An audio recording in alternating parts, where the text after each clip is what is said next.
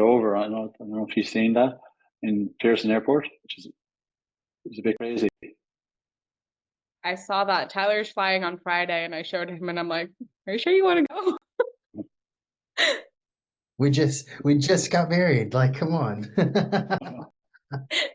I need you alive a little longer, please.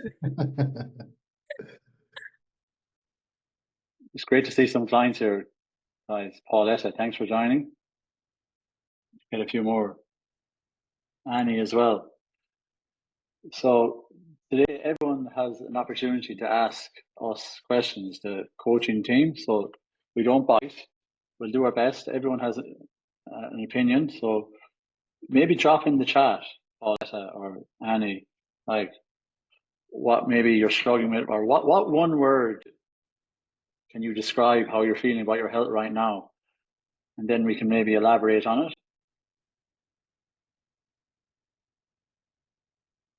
Could be like sleep or hormonal issues or strength. Just pop it in the chat. Digestion. We have Ashley here. Definitely spend some time on the gut. Maybe there's a specific marker on blood work you'd like to talk about. Let us know. That's a good question. From Annie about strength and energy. Well, I can just kind of start on this. When it comes to strength and energy, I think you have to look at maybe lifestyle and foundations of health first. Like, is the person getting sufficient amount of calories in their diet? Like, are they hitting their protein goals or fiber goals? A lot of people, from my experience, just talking to them on Zoom, down through the years, they're unintentionally not eating enough, which is not their fault. Like, people live very busy lifestyles and, 9 to 5 jobs, so they maybe don't have time to cook. So I think, first of all, we look at like what is the client eating? So that would help with strength, with energy, and the type of food. Obviously, if someone is eating kind of processed food, sugar, it's going to possibly cause unstable blood sugar levels. It's possibly going to cause like a crash as well. So that's what I look at first before we even talk about supplements, before we talk about advanced treatments. I think the core principles, the foundations of health have to be in place. So calorie wise, I think everyone is different. Everyone's metabolism is different. For strength, energy, it could be something like a healthy calorie level. Everyone's different. Depends on a woman's height, a man's height, their activity level. But if someone is very active and they're a small human being, like healthy range for me for a woman would be 18 to 2000 a day. Again, everyone's different. For a man, it would be considerably higher, where we require more energy.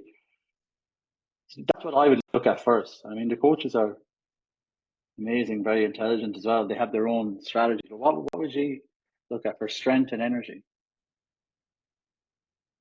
I think you hit the nail on the head with nutrition. I think a lot of the women coming in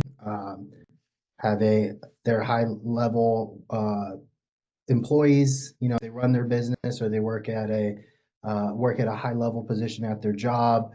They have children. They may be taking care of their parents.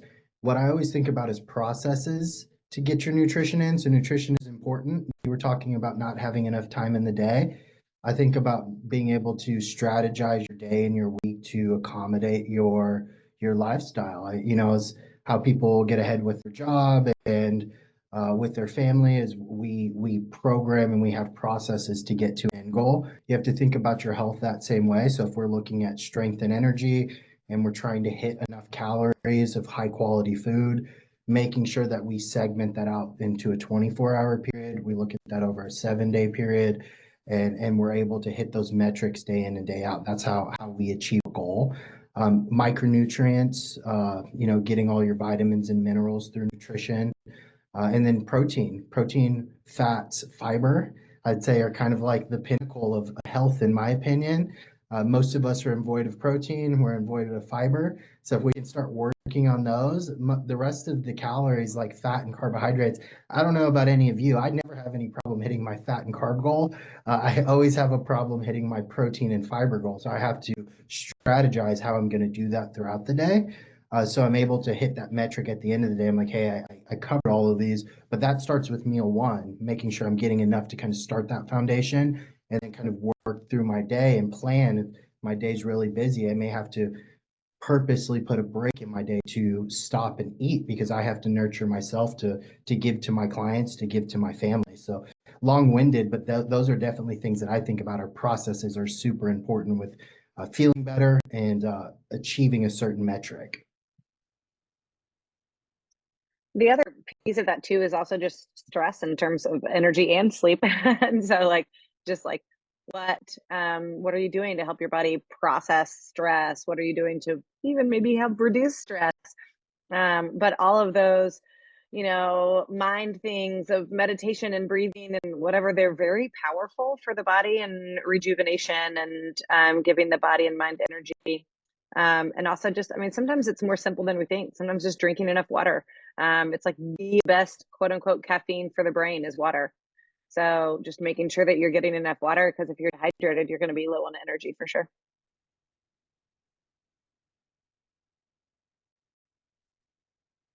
Not Sophie, only Charlotte, I'd love to hear the thoughts of Sophie and Charlotte here, and Lisa, with sleep and energy, or sorry, strength and energy tips. I could take it a different direction. So if you've done the nutrition, if you're working out and you're still not feeling like your energy is where it needs to be, then you got to go a little bit deeper, maybe support the thyroid a bit more. For me, in my history of like chronic fatigue, it was iodine, it was selenium, it was salt, sea salt, minerals. So just replenishing all of that if your nutrition is not getting where you think you need to be. Also cleansing, opening your drainage pathways. I will beat that dead horse until I die. Like helping your body drain and detox is going to be really helpful to get the optimum amount of energy your body is designed to give you, and gut health as well. Hey, Paula, it's so good to see you here. I know we have our meeting soon anyway, too, but it's good to see you in this arena. Yeah, when I think about strength and energy, Charlotte took the words out of my mouth. I was about to say like hydration, sometimes electrolyte levels. Sometimes we're just not getting enough salt. Maybe maybe we're hydrating, but maybe we're not getting enough sodium, potassium, magnesium. So looking at that as well, just making sure we're getting a good electrolyte balance in there that supports adrenals.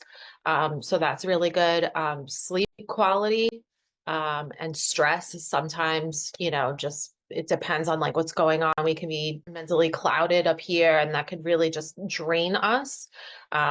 Sometimes maybe just overdoing it with exercise or, making sure that we're not doing too much or too little. It's just finding that like sweet spot in between, because sometimes when we do too little, we could feel really lethargic and just kind of blah. But maybe when we're doing too much, it could really overexert us and cause us to have like adrenal fatigue or just feeling like we're depleted.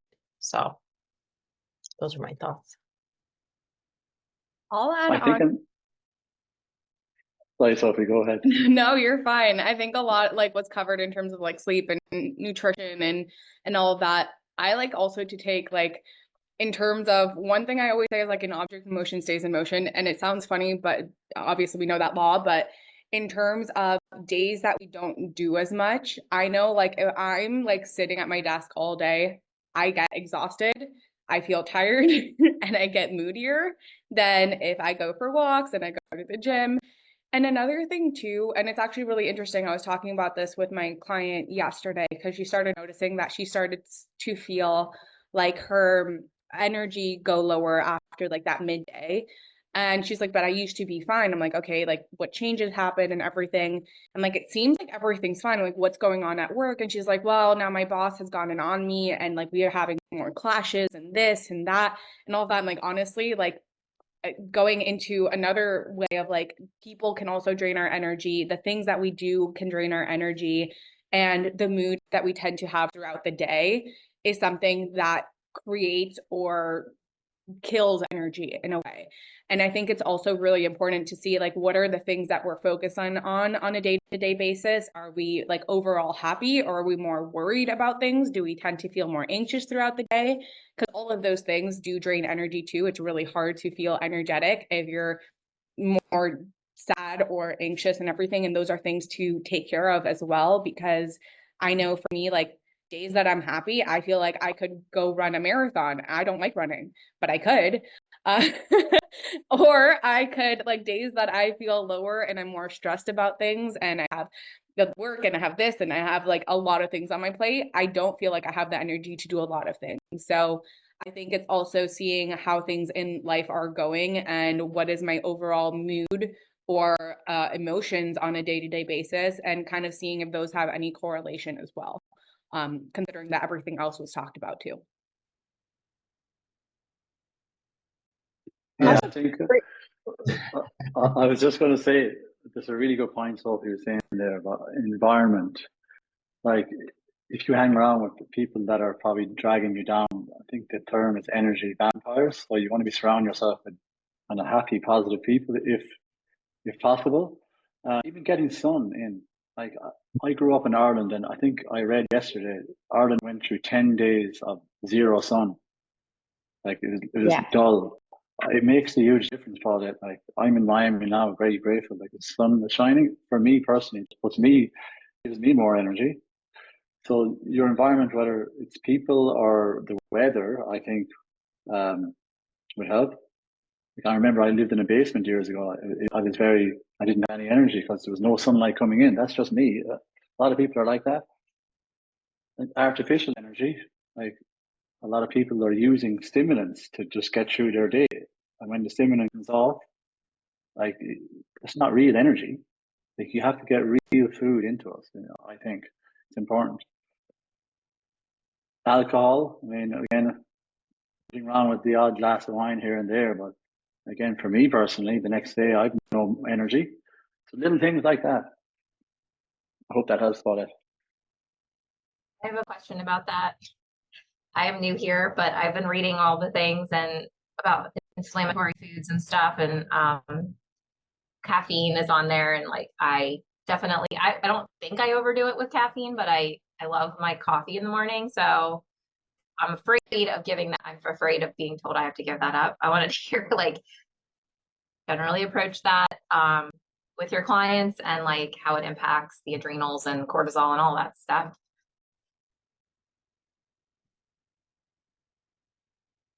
I think that's a very good question. I think a lot of us love our cup of coffee in the morning. I think the issue is not having to rely on it. My thoughts on caffeine are, I think there's mixed data if it messes with cortisol within that first 45 minutes of waking. That aside, I really think about if you're not able to get up and be able to form thoughts and get your kids up and move around without that cup of coffee, it probably is an issue. So my thoughts on that is kind of what we were talking initially: hydrating, making sure we have enough minerals, and we're able to function without that cup of coffee. And then if we're able to consume it without any digestive issues, you can totally have a cup of coffee. Those are my personal thoughts as a coach. We're all going to have different opinions on that. My thing is where it becomes an issue is I do all the lab reviews. So I see like, hey, I have 3 caffeinated drinks a day. And it's like, I have one at breakfast, I have one at lunch, and I have one at 5 o'clock. And I'm like, you're literally relying on caffeine to hold you through the day. So I think it depends on the amount when we're having it. And then what other impacts are we having to maybe say digestion as a whole? I think that we can get caffeine from other things as well, maybe something less acidic. We could look at a tea. I like black tea, green tea. It's going to be very dependent on what's going on from your health status and your digestive standpoint to say like, hey, coffee is okay or it's not bad. But I'm assuming as a whole, coaches are going to want to work with you because you have to enjoy it to comply. So I'm sure there's middle ground with all of us. But those are my thoughts, is like, you shouldn't have to roll out of bed and crank that coffee pot to have a drink and get going. But I had just finished my first cup of coffee right now because I enjoy having it. It's part of my ritual every day. But I don't wake up and immediately reach for the coffee pot. Hope that gives you some ideas on that. And I'm sure the other coaches have their own thoughts and processes. I'd love to hear them. Yeah, I do think, researched or not, I do think that it's important to let your body have its natural cortisol spike in the morning without using the coffee. And I don't mean not having coffee in the morning. I'm saying let the first thing you drink be water. So wake your brain up with water. Wait 30 minutes, have breakfast first, get some food in your system. So some of that. If it's the first thing you touch, your body's more likely to rely on it for some of that cortisol spike. I think another thing that I've had great benefit with me, and also just encourage other people to do, is try to cycle off of it. And I'm not saying nothing, maybe try to cycle in teas, go off of it for a week or something and utilize teas, or maybe herbal teas, or mushroom coffee or something. It's good for the body just in general to let's see, what is my dependency? Maybe you don't even know, like, what does that look like? I love a cup of coffee, but I also think if you're getting into the 3 or 4 cups of coffee a day, again, it's kind of like Justin said, are we relying on it? Then maybe more than a taste thing. And also, I don't know, life's about moderation, right? So there's actually tons of studies that talk about some health benefits to a cup of coffee. But there is a lot of research too of keeping your caffeine around, I don't know, what is 150 to 200 milligrams a day. So which is about a cup, give or take, depending on what your cup looks like. So I don't know, keep that in mind. Thank you. That's helpful. I've been curious about the mushroom coffees too. I haven't tried it yet, but interested in considering it as an alternative.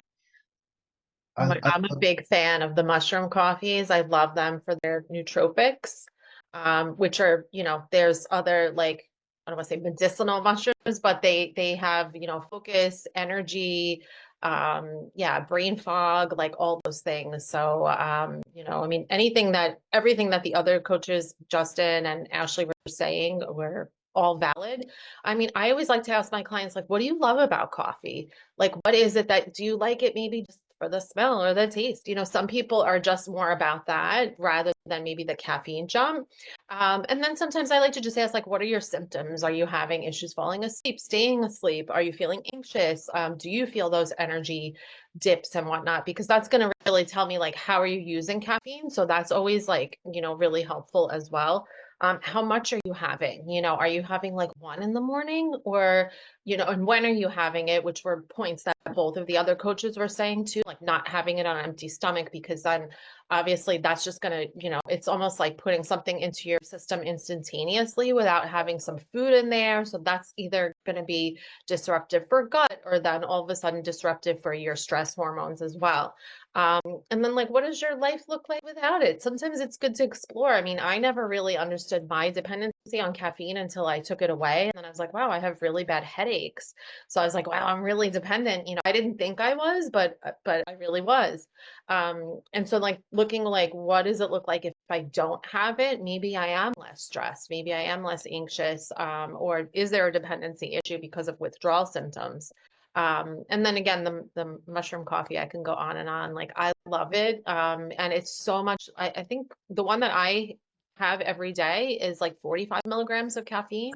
And I don't have anything else throughout the day. I mean, I might have like a tea, but most of the teas that I have are herbal and they really don't have any caffeine. So it really helps like boost my mood and just, doesn't give me a lot of brain fog, makes me super focused in the morning. So I don't miss regular coffee at all. I felt like it was making me very jittery and jumpy, and I don't need that in my life. So, yeah, just exploring. It's nice to just have time to explore too. What are the other things that may taste good that may actually be better for me too? So, if you have a brand that you like or recommend, I'd love to hear it. And probably this would also help my wallet because I spend like $8 a day at Starbucks. So. Oh yeah, no, I do. I have one. It's called Everyday Dose. It's really good. It has like it tastes great too. And I don't have to, I just put almond milk. I don't even put any, I'm not really a sweetener coffee person anyway, but Okay. it's really good. Yeah, I can send you the link if you want. Oh, I can Google it. That's great. Thank you. Yeah, you got it. I think I missed an important piece. Ashley, all the other coaches hit on it.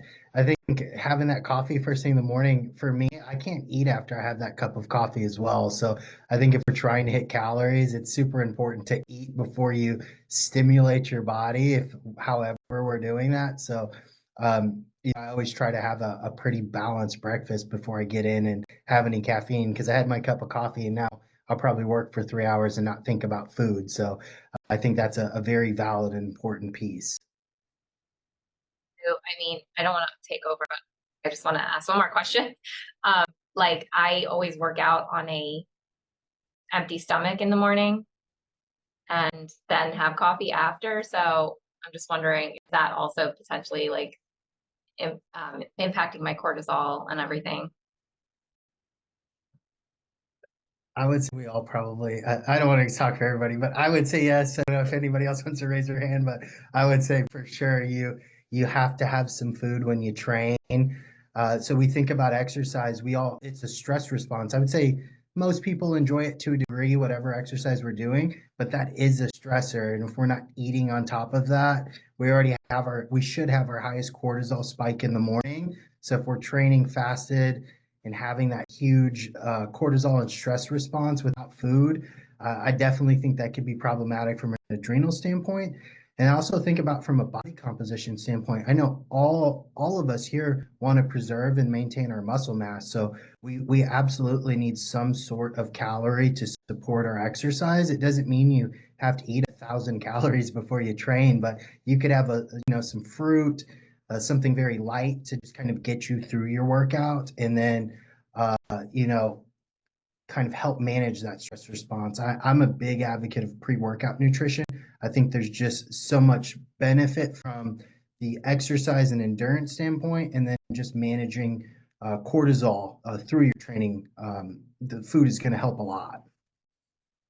And also just like what your body is pulling for energy for that workout, because obviously our body needs energy to move, and especially to lift heavy, and all of those things. And so what is it pulling from? And then are you depleting your glycogen stores? And then where are we burning fat? Or are we burning muscle? Like, and what does it look like? But also more than that, what are you going to be able to lift heavier if you actually put some calories in your body to support that energy, right? You might be able, and not even about lifting heavy, but like having the energy for the workout, for a run, or for lifting something heavy or whatever. And so like it's just supporting what you're able to do, and supporting your brain too, Mhm. to think about what you're doing so you don't put weight on your foot. I was gonna add on to that too. I think pre and post workout nutrition isn't talked about enough sometimes, and it's something like I used to work out on an empty stomach too, and I feel like I was like tired during the workout. Eventually, like I got the energy for it, but when I started doing pre-workout, doing some carbs beforehand, eventually I even introduced intra-workout, which is just some like sugars during the workout. Like I realized that my strength increased by a lot. My muscle mass started increasing by a lot. My body looked a lot better with it. Eating an hour after my workout, like I felt like that was the best thing. So coordinating your meals around your workout, it does make a really big difference. And I think many times we like don't eat beforehand because we're like, oh, maybe this way, like there's so many like different things that you see on Instagram nowadays. It's like if you don't eat beforehand, you're gonna burn more fat and all these things. Like the goal of strength training is to gain and preserve muscle mass for the most part. So if that is your goal, eating beforehand is going to be something super helpful. And then having like a good meal with protein and carbs afterwards is going to help with that so much. And you're going to notice a difference during your workouts, probably enjoying it a lot more too, and just feeling a lot stronger and feeling like you're making a lot more progress at the gym as well. Yeah, I would recommend fasting for general population. It works for younger people, but for people over 40, their hormones are already down regulating. So it's very difficult to hit protein goals, fiber goals, eating one meal a day. It can lead to disordered eating. It can lead to binge eating as well. So we would recommend evenly spreading out your meals across the day. That's what would, it can work. I mean, I used to do fasting. I find when I fast, I lose a lot of muscle and I end up kind of being skinny fat, which I don't like. We need muscle. Muscle is very, very important as we age. So we have to be hitting protein goals and fiber goals and calorie goals. And it's a stressor to the body as well. Like undereating unintentionally again and overtraining are stressors to the body. So we should be working with our body, not against it. Yeah, It's I going to agree. affect the strength and energy as well, and sleep. It affects everything. Like the issues we're putting in the chat. I think disordered eating could be an issue. Just going long periods without eating, then you might binge on a pizza at 11 a.m. or 11 p.m. at night. Sorry. So get that breakfast in my opinion, and maybe something small and light carbohydrates before your workout, like a banana or blueberries or Greek yogurt, complex carbohydrate. I think the other piece is we only have so much time in the day. I see you're in an office right now, so I'm assuming if you train fasted, then you have a cup of coffee, and you may not get to your first meal till 11:30 in the day. And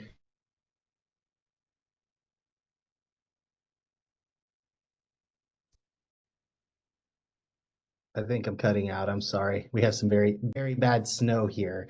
Um, what I was saying is if you only have so much time in the day and you're not eating till 11 and you are working on increasing your calories with your coach, you're not going to be able to get all that food in 9 or 10 hours. So being able to kind of strategize and space your food out will help you hit your goals easier. I know I work with a lot of clients as well, and there's nothing more disheartening if it's 7 o'clock at night and you have 80 grams of protein you need to eat. You're not going to be able to hit that. So being able to spread that out throughout the day is going to give you leverage on hitting your macronutrients every day.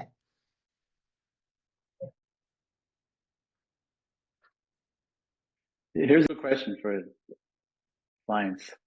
What symptoms do you wish you could just disappear today? If there was one symptom,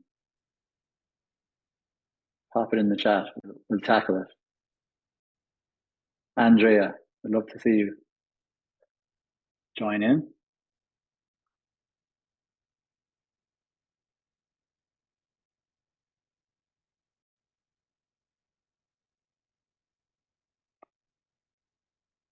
Feeling tired. Bloating. What tips do we got for bloating? We got to look at the possibly trigger foods. I mean, usually it would be, again, everyone's different. It could be dairy, gluten, processed food, sugar. Just by cutting those out, it doesn't help all the time, but it does help. But then you got to go deeper. I mean, Ashley would be the gut, and Lisa would be really specialist in bloating. What kind of strategy would you use after cutting out the foods, Ashley and Lisa? What would be the next step if someone is still bloated, like something going on? It could be like, again, a GI map would have to be looked at, but it could be an issue with sex hormones as well.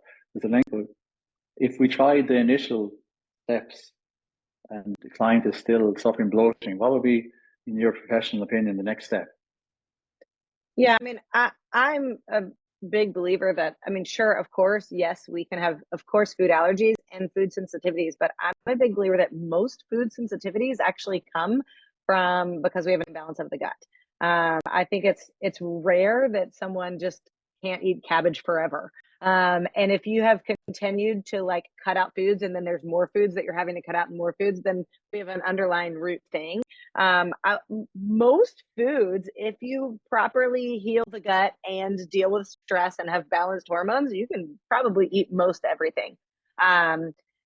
Generally, at least without issues. That doesn't mean that all foods of all kinds are best for you or your goals, right? It just means that, like, for the most part, if you're getting significant bloating, there probably is something. I mean, yes, my go-to is always look at the microbiome, because if you're having a lot going on, which I feel like in general, if you have goals and you have a lot going on with your body, it's if you can and are able to look at a GI map, let's look at what the bacteria looks like. Let's make sure it's balanced. Let's like give you the most optimal thing you can do. But second to that, other bloating things, classically stress, sleep, water, the big core beef things of eating, fiber is another really big one. A lot of people bloat with fiber, but probably because they're not getting enough fiber. And consequently, we have an imbalance of bacteria. So the thing that is causing the most issues is probably the thing you need the most, which feels very counterintuitive. So yeah, like I said, I like data, and so doing a GI map is great. But second to that, eat your fruits and vegetables, get plenty of sleep, and work on stress. I love what you said about potential imbalance in the stomach, because I agree with you so much. It's like, oh, I eat chicken and broccoli with a meal and I'm gassy. I don't know why. I can't have vegetables anymore. And it's like, well, when we have the imbalance with the microbiome, you didn't have an allergic reaction to chicken and broccoli your whole entire life. Why is it happening now? So I do believe in that. Since working with Ashley, I've spent some time learning from her, and I see so many people kind of void nutrient because they have those side effects from that. But once you balance the stomach, you really do see like, hey, I am able to have higher FODMAP foods, able to have onion, broccoli, all of the things that can create gas once you start to balance the GI tract. So I noticed that with myself. I am a guilty, typical bodybuilder for a long time, just chicken and rice and lots of missing micronutrients. And then as I started working on food diversity and healing my gut, I love having all of the fruits and vegetables in my diet. And my GI symptoms, I don't have any more GI symptoms because I'm continuously working on and nurturing my microbiome. So what I've noticed, personally is as I healed my stomach, increasing diversity, I never have any bloat. I don't have acid reflux. I had acid reflux every day for years, and I could never figure it out until I did a GI map and really understood what was going on. I was able to kind of heal that issue for me. So, yeah, I think it's super important to look at the microbiome alongside blood work. I think they definitely go hand in hand. When we look at blood work being disoriented, a lot of times it's due to the microbiome being disordered. So I see a lot of benefit there.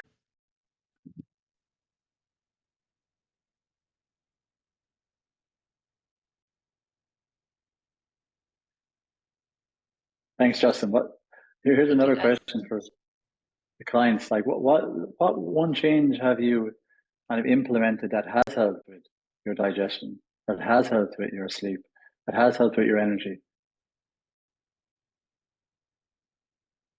Paulette, Annie, and Andrea. You want me to type or write Oh, no, or talk? Talk. It's great to see you again, Andrea. Hi. Thanks for joining. You want me to type it in or? No, it's just you can talk away. Yeah, it'd be great to hear your opinion or how things are going. One change, I know you're just new to the program, just a few weeks, but like the initial changes, like have they had an impact on your energy or sleep? I know it's very early in the program, but I mean, the food, I only really starting today, eating the food that I should and the amount that I should. So I can't tell yet. I just know right now I'm hungry. But I hope I gotta get used to it. Otherwise, I was avoiding certain things like kale and cabbage and things like that for the last couple of years because I knew that would bloat me a lot. But also, I know that, for example, kimchi would be very healthy. So I avoided that because it was cabbage. I'm hoping I can eat those things once my gut is balanced. yeah, in terms of hunger, what some tips we can give you is like obviously fiber is going to help with hunger, animal protein as well, and just sufficient amount of minerals, vitamins, and calories. Just curious, are you in a maintenance phase? Actually having a maintenance fat, or is a fat loss phase? No, I'm already fat loss. Yeah, I just went shopping today with all the stuff I need. Yeah. Well, look, it's okay to overeat, Andre. If you overeat some days, it's fine. Like fat loss actually occurs across 7 days, not one Yeah. day. So I don't Yeah, know what yeah. your calories are. If you're 16, Yeah, I haven't 1700s, eaten much yet today because I needed shopping first, so I definitely gonna eat more soon. it's just curious. How many calories are you on? Like in the Thousand deficit four calorie, 1,400 1400. deficit. Yeah. Okay, so that could be challenging as well. So it's the type of foods that you're going to have to be eating will be, foods that are going to fill you. Fats, especially fats as well. That's Yeah. 9 calories per gram in fat. So more nuts, seeds that fill you up. Avocados, they're high calorie as well. But they're filling Mm. foods as well. Yeah, Fiber is yeah. your best friend. I like fiber, so yeah, Lots of fruit and veggies. yeah. But if you don't have to hit 1400 calories like on the dot every day, it's Every okay. day, yeah, yeah. Maybe if you overeat, you could just like cut back a few calories other days. Yeah. Or the following I'm week, not if you're expecting on the first day that I'm already doing it perfectly. like you could do a calorie cycling approach, works well with some clients. Like this week could be calorie deficit week, but next week could be kind of recovery. You're bumping your calories up because maybe you're hungry. It'll help with your energy, your vitality, your sleep. So it's actually We called the said we're gonna Matador study. Right? we said we're gonna see how I'm doing now for a couple of days, whether I'm fine with the calorie goal or otherwise we adjust as you, for example, suggested, or we do the time shorter. Yeah, it's early days. If you're feeling hungry, though, actually could talk about maybe scheduling some refeed days. It's where 1 or 2 days of the week or the month we bump up your calories mainly from carbohydrates to give you more energy and you sleep better and it's good for your sanity as well. So Yeah. you can't it's not healthy to be in a calorie deficit for long periods of time, months on end. You feel hungry, you downregulate certain hormones and metabolism, Yeah. you're not sleeping. And a mistake I made personally years ago, lost weight, but you need to have these scheduled diet breaks throughout the 6-12 month period. That makes total sense. I also like to recommend when someone's in a fat loss phase to focus on like high volume foods. So foods that will take up like more space in your stomach, but maybe won't be so well, we want them to be calorically dense. Everything should have nutritional value because that's actually what's going to help you feel full. But things like maybe like spaghetti squash or cucumbers, zucchini, berries, watermelon, things that they take up more room in your stomach. Like nobody's really overeating on like lots of pieces of watermelon because it's like, wow, it's so filling. Yeah. So things like that will last. It will help you just kind of extend. Like you're just like, you'll be logging it in and you'll be like, oh, I'm a lot fuller with less calories, So I always just like to point that out, there's a lot Good of idea. that could trick you into feeling full, but you're like not clocking in a lot of calories because maybe you don't have a lot to play with. So Thank you for the tip. yeah, sure. So the topics that are coming up are interesting today: bloating, tiredness, strength, and sleep. We've come up with very good strategies, I think. But here's a question for you guys: like, if after all these foundations are put in place, if sleep and stress is under control, is probably a question for Justin. What advanced treatments would there be for clients that are going to help with tiredness, strength, sleep, bloating? This is, of course, the client has everything in place: adherence, implementation, sleep, stress, quality of food, workouts. But still, they're still tired. They're still lacking in strength. They're still struggling with sleep. Is there any specific advanced treatments that could work? Yeah, I think that's a good question. I think after doing blood work, say we're on a nutrition plan, 6-8 weeks, things look really really good from an adherence standpoint. We get blood work back. Areas that could be impacting fatigue. Thyroid's probably going to be up there at the top, in my opinion. When we look at your free forms of thyroid, they have direct interaction with your cells, specifically like mitochondria function. The mitochondria does a lot more than just the powerhouse of your cell. It basically helps with energy production. So if we have low levels of thyroid, we may have low levels of cellular energy. So thyroid hormone being balanced is going to be up there. Blood sugar is also going to be up there. If we're having fatigue throughout the day, say after meals, we're super lethargic after we say we have some carbohydrates. We want to make sure we're balancing blood sugar.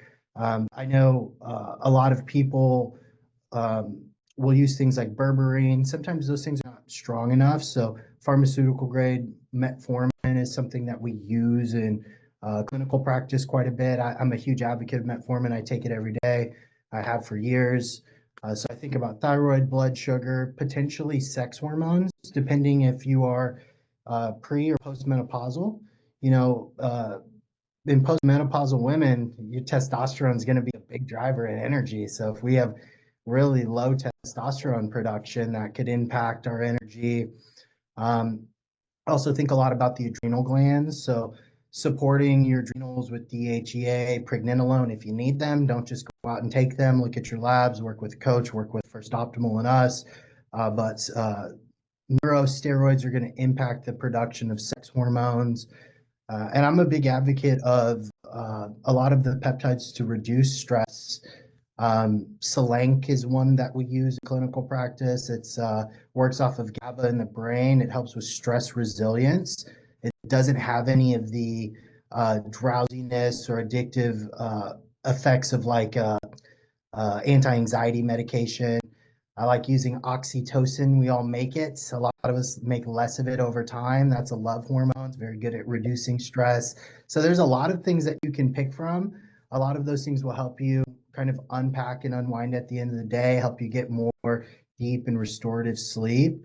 I think it's going to be very dependent on the individual. And that's what I really like about concierge medicine is that we can take your exact blood work, take your symptoms, and then be able to tailor specific types of treatment based off of what you need.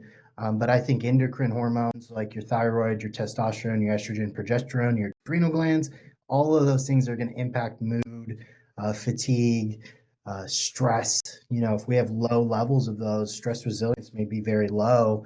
And when you're in menopause, there's actually nothing you can do to restore your sex hormones. You're not going to make your ovaries start pumping more estrogen, testosterone, and progesterone. We want to look at replacing those things when we're in menopause. I think there's quite a few things you can do. And even from like the GI standpoint, there are quite a few peptides that are very helpful to reduce bloating, reduce inflammation at the GI tract. So, if you're working through a protocol with your coach on GI health, there's probably several advanced treatments that can kind of expedite that process.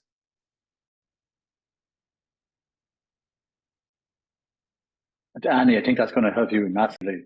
You're in the new hormone program, the bloating, the tiredness, etc. Yeah. I have a feeling that I have some GI issues. I'm looking forward to the testing. Will be very helpful to get an idea. Again, why I really like this concept is, you can do a lot from the lifestyle standpoint, but sometimes you need pharmaceuticals. And then I see a lot of people come in through the pharmaceutical door and they're not doing anything from the lifestyle. And it's like you really have to bridge both of those to have the best success. So having a coach alongside a medical team to kind of intertwine both of these, I think that's where you're going to have the best end goal for sure. But Justin, supplements, you mentioned supplements there. How effective is berberine and chromium in balancing blood sugar? How effective is iodine and selenium in balancing T3, T4? Are they enough? Or again, it depends, isn't it? But these are supplements that we advise. How, in your opinion, effective are they for blood sugar and hypothyroidism, etc.?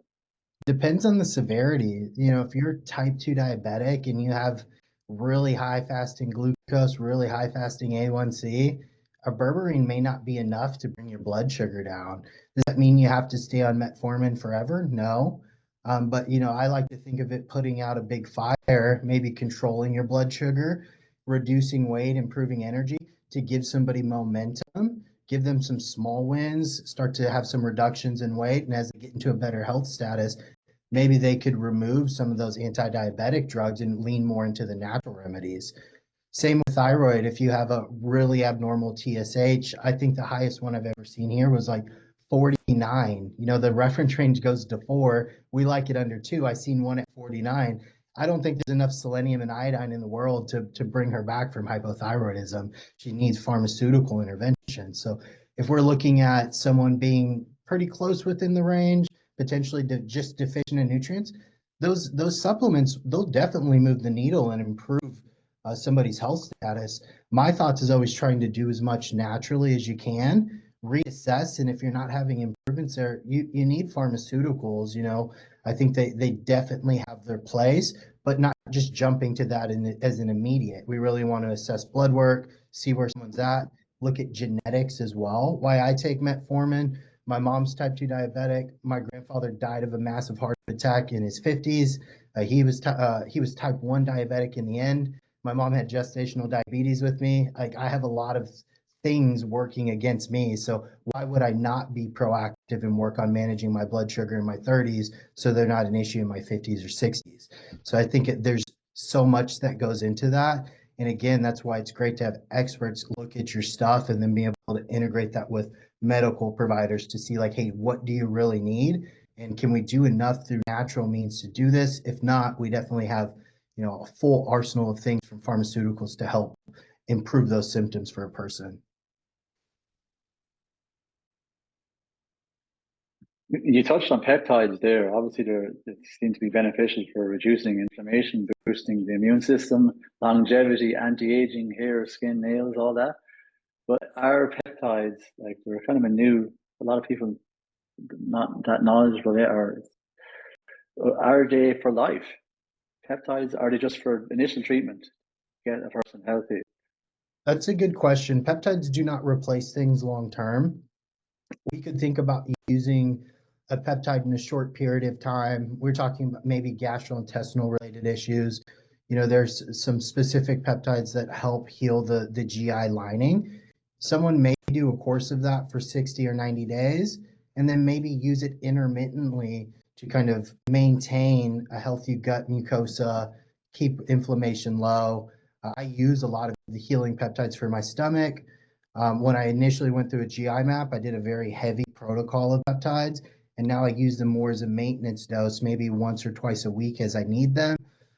A lot of the other peptides for like stress, anxiety, circadian rhythm, we want to use those in a short period of time to rebalance stress hormones or rebalance sleep patterns, and then we're able to come off of those and then maintain those good habits naturally. So peptides are very interesting. I've been using peptides since 2011.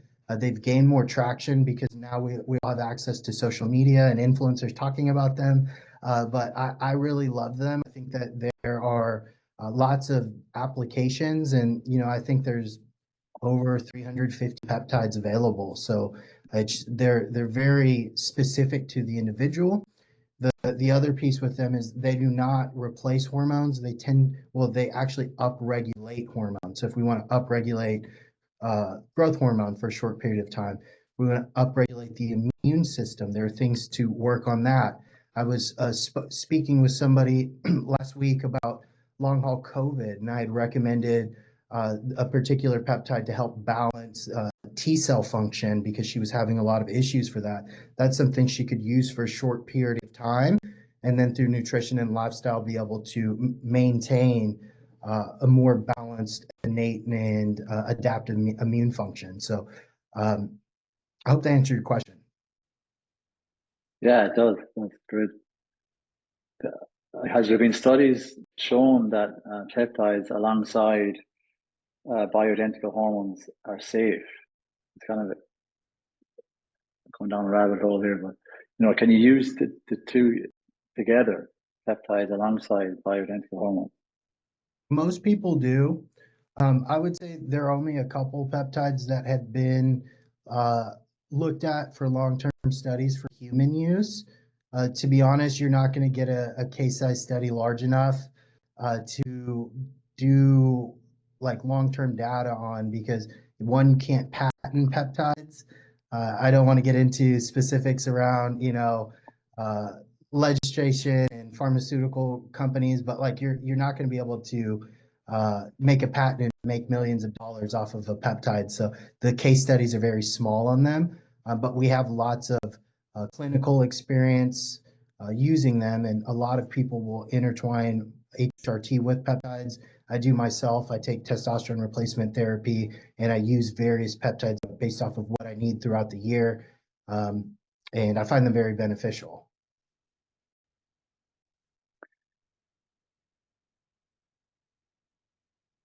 Is there anything else we need to cover, ladies? I've been wondering, because I'm on a couple of prescription medications, I'm always a little bit not worried, but wondering about the interactions with supplements and maybe even peptides, or because I'm taking a lot of different things at the same time. I discussed it with Justin, but I still, how much research is there about interactions between, for example, SSRI and certain supplements or peptides? Or that's sometimes I'm just like, even for example, ashwagandha, I never knew whether I can take it or not, because they only really write about interactions between prescription medications, at least where I check. I think that's a good question for sure. What I would probably do before, if you're on several SSRIs, SNRIs, you're on immune modulating drugs, doing research, working with your coach, whoever's looking at adding supplements in. You're right, black box warning is going to be more interactions with pharmaceuticals or disease states.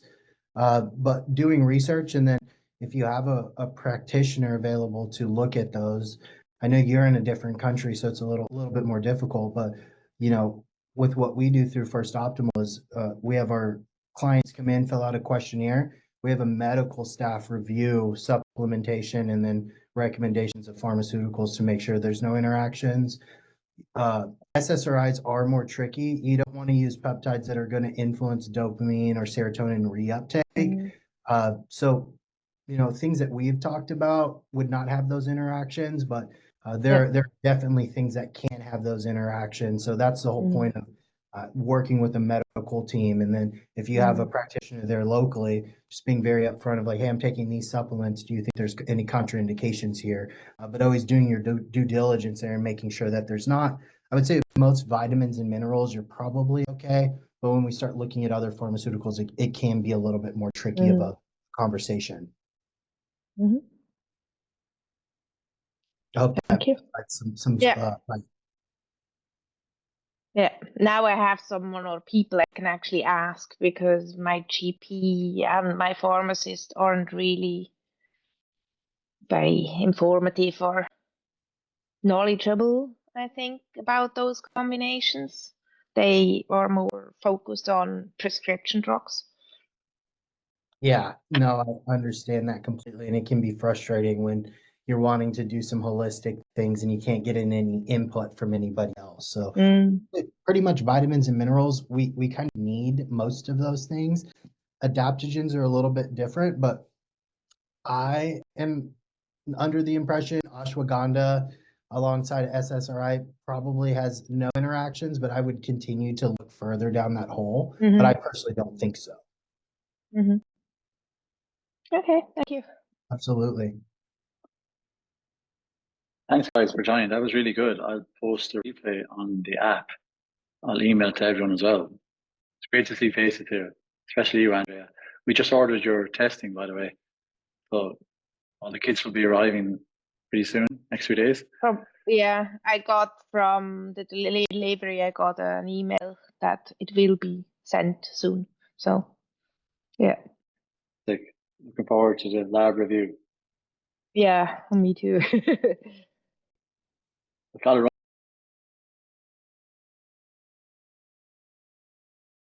Thanks.